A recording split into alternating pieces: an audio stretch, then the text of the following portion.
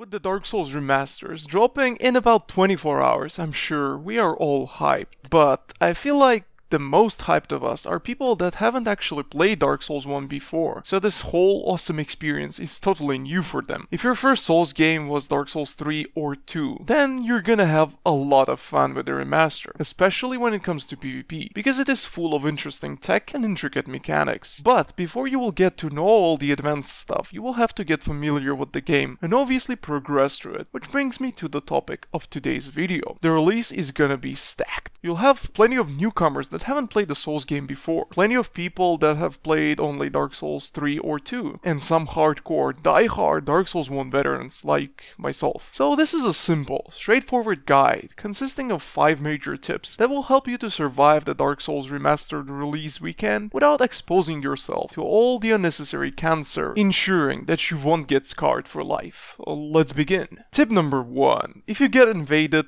let it be. Just let it be. I know that many of you guys are planning to do a co-op playthrough with a friend, neighbor, or a hooker. Doesn't really matter. What matters though is that when you want to co-op, you leave yourself vulnerable to those black phantoms, pesky invaders that are gonna be trying to ruin your day. Since Dark Souls 1 doesn't have any of the bullshit that other games have, like soul memory or gear matchmaking, nothing. It only uses your soul level to match you with other players. This means that there are bound to be veterans on soul level 1 characters with optimized gear that they have obtained by speedrunning or by using other means, and you will very likely encounter them. However, Dark Souls 1, much like all other games, has a special mechanic in place designed to protect you from being harassed by black phantoms. Once you get invaded, the hidden timer starts ticking, preventing you from being invaded till it runs out. So in other words, once you get invaded, the invasion ends and there is a 10-minute cooldown on it, so no black phantom can enter your world until the timer runs out. Obviously there is an item to circumvent that cooldown if you want to party hard and whatnot, and even though the developers have moved it closer to the undead berg, you are not gonna be accidentally triggering it. So if you're planning to do a co-op playthrough with a friend, don't panic once you get invaded. Try to fight back or just plunge yourself to death. The game will naturally give you a 10-minute window free of any invaders, so you can clear the area with your mate once the initial invasion is over. Don't bother being salty, plugging the internet cable, just chill and let it be. Tip number 2. If you don't know how the game works and how backstabs work in it, just stay away from it. It is inevitable. You're gonna get roll backstabbed while trying to swing your slow-ass greatsword, and you're gonna get chained to death if you try to get up from the ground incorrectly. Those mechanics are actually very fun and add real depth to the game, but they're an absolute pain to newcomers. While I'm still in the progress of making my backstab rolls, chain backstab guide tutorial thingy, my best advice for you for now is to just stay away from it if you don't know what you're doing, that is. Your shitty attempts to be meta, like trying to strafe backstab someone or poke them with the shield up, will result in nothing but you being completely demolished by any competent player. In other words, chances are you're gonna do more damage to yourself trying to be hip compared to just trying to properly space yourself and punish whiffs. Don't get salty if shit happens, we all have been there. Stay tuned for my tutorials and I'll do my best to help you to understand how backstabs work and the whole beauty of the mind games they allow to have. But for now, just chill. Get an obvious backstab punish here and there, but don't try to get too smart on them veterans. Tip number 3. Don't level resistance. Just don't. Really don't. That's it. No explanation needed. You see the resistance stat? Yeah. Don't level it. Done.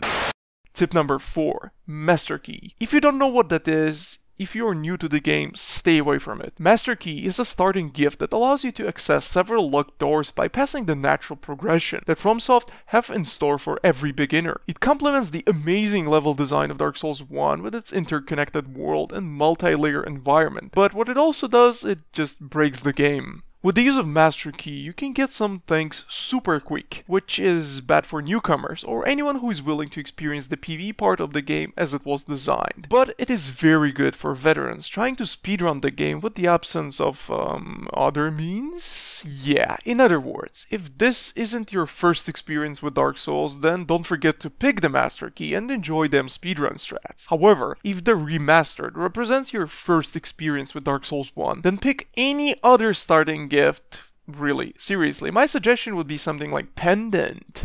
Rumor has it, it gives you special powers. hours, allowing you to communicate with Miyazaki directly using the mumbo jumbo brainwaves. But yeah, if you're new, forget about Master Key, pick something else. Tip number 5. I hate that we didn't get this, but I will rant about it a bit later in my other video. But yes, Dark Souls 2 has a respec system, so does the Dark Souls 3. What about Dark Souls 1 Remastered? Well, screw that, we're too OG for that. In other words, you can't rearrange your character attributes, like, at all, which is a huge bummer, especially for those of us who enjoy the PvP content and prefer to run many different builds and setups at any given time. So my tip is kinda terrible, but it's probably for the best. Plan your character beforehand. I know that some of us like to have 2 pairs of characters, a set of PvE characters and a set of PvP characters. But if you're not one of these people, then you better plan your endgame setup beforehand, because there is no way to rearrange any of the character attributes unless you use the special means. Anyways,